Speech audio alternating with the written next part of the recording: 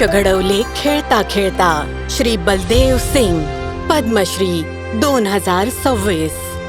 15 November 1950 रोजी लुधियानातील एका शेतकरी कुटुंबात जन्मलेल्या बलदेव सिंग यांचे बालपण आर्थिक अडचणीत गेले। मी त्यावेळी खूप लहान होतो जेव्हा मी पहिल्यांदा मैदानावर राष्ट्रीय स्तराचा असा सामना पाहिला जिथे अनेक आंतरराष्ट्रीय खेळाडू खेळत होते। त्यांच्या उपस्थितीने मी खूप प्रभावित झालो आणि माझ्या मनात हा विचार आला की मी सुद्धा एक दिवस असा खेळाडू होईल।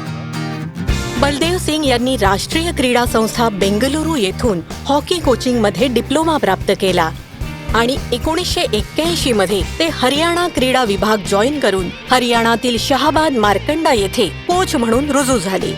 शाहबाद त्यांची कर्मभूमी बनली आणि त्यांनी सर्वात आधी हॉकीची मैदाने तयार केली।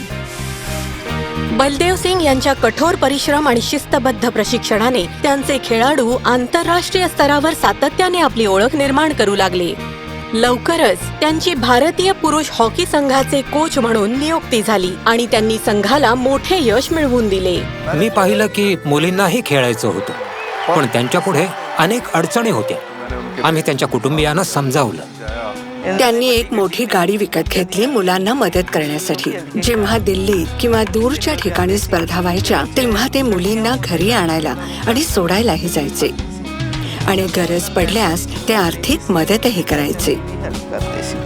हॉकी खेळल्यामुळे इथल्या मुलांना मानसन्मान आणि नोकऱ्या देखील मिळाल्या। जर मुली पुढे आल्या तर भारतही पुढे जाईल।